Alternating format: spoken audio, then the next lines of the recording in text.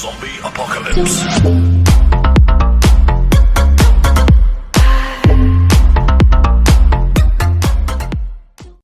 Hey everyone, welcome back to the channel.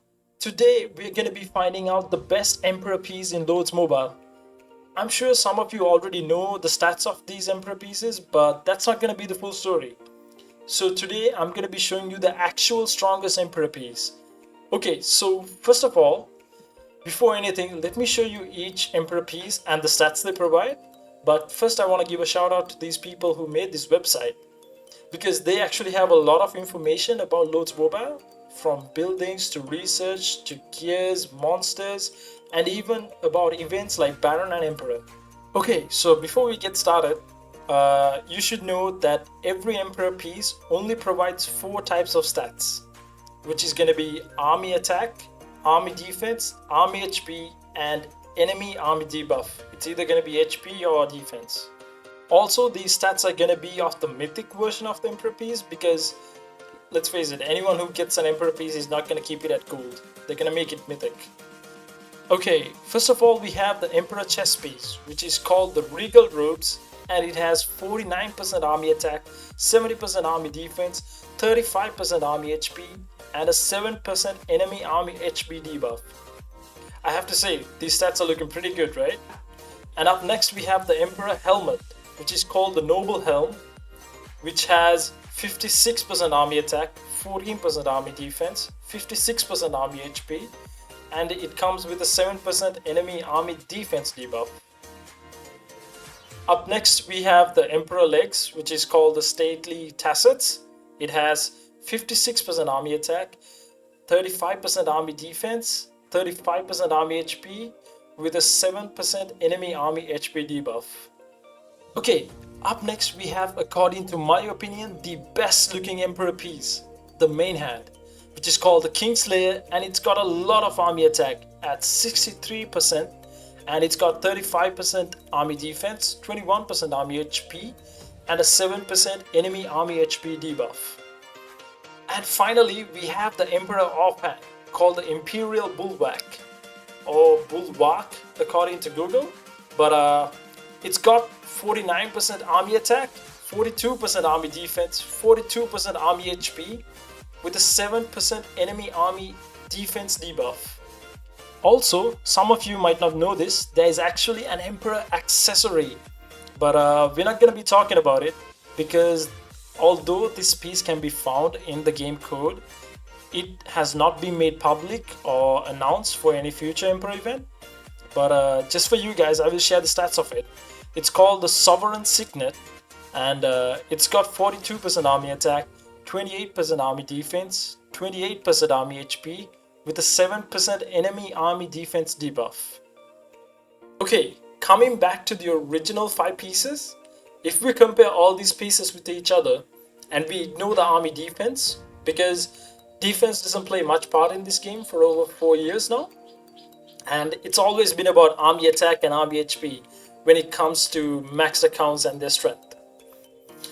You can see that when it comes to army attack, the main hand is the strongest with 63% army attack, and when it comes to HP, it's the Emperor helmet that beats all with 56% army HP. So only considering attack and HP, and if we consider the debuffs later, if we add the attack and HP together, you can see that the chest piece has a total of 84% army attack and HP. The helmet has 112% total army attack and HP. The leg piece has 91%, the sword has 84%, and the offhand has 91% army attack and HP. So you can see that the helmet has the strongest army attack and HP, right? Because it has 112%, and that's 20% more than every other piece. Also, looking at the Emperor legs and offhand, they both have equal stats at 91% total army attack and HP, but the legs will come on top because it has the enemy army HP debuff, which is way better than the defense debuff. So that's it, right? The helmet is the strongest piece, and the Emperor legs is the second strongest. That's it, right? What? Yes, sir. Guys, that's not it. That's not even close. Because you guys are forgetting the most important thing when it comes to getting an Emperor piece. Okay, first of all, a person who is getting an Emperor piece is not gonna be an account like this, or this, or not even this. Because it's gonna be an account like this, or this, a maxed account with max level 12 Astro Champion gear.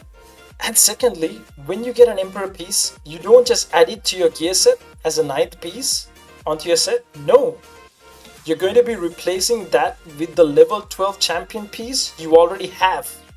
And a level 12 champion piece already has a lot of stats, guys. You need to be looking at how much stats you gain from actually switching from champion gear to Emperor. Okay, so let me show you. Here's one of the most common champion mix sets you will find, right? This is like the basic 659, 569. A lot of accounts use this as their basic mix set. So, for example, if you look at the chess piece, the best champion chess piece is the range one, right? And it already has 50% army HP and 85% army defense, but no army attack, but it has 80% range attack, right?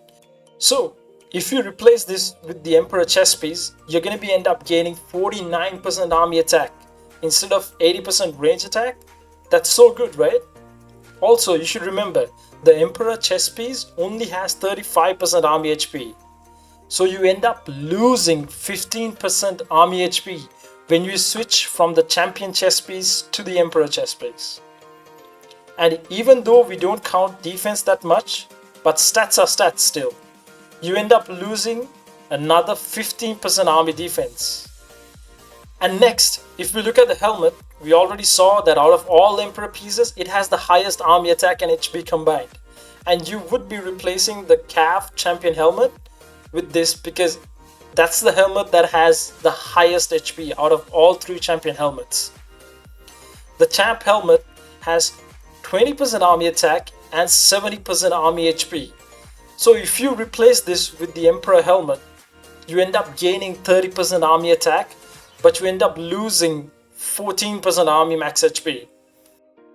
And next, if we look at the legs, we know that all 3 champion legs have the same amount of army attack and HP. So the legs have 20% army attack and 44% army HP. But if you end up replacing this with the Emperor legs, you end up gaining 30% army attack, but you end up losing again 9% army HP. And next, if we look at the main hand, we know that all 3 champion main hands have 30% army attack and 34% army defense.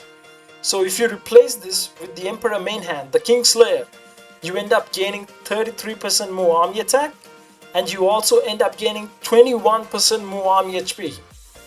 This is the first time you will see that switching to an Emperor piece gives more HP.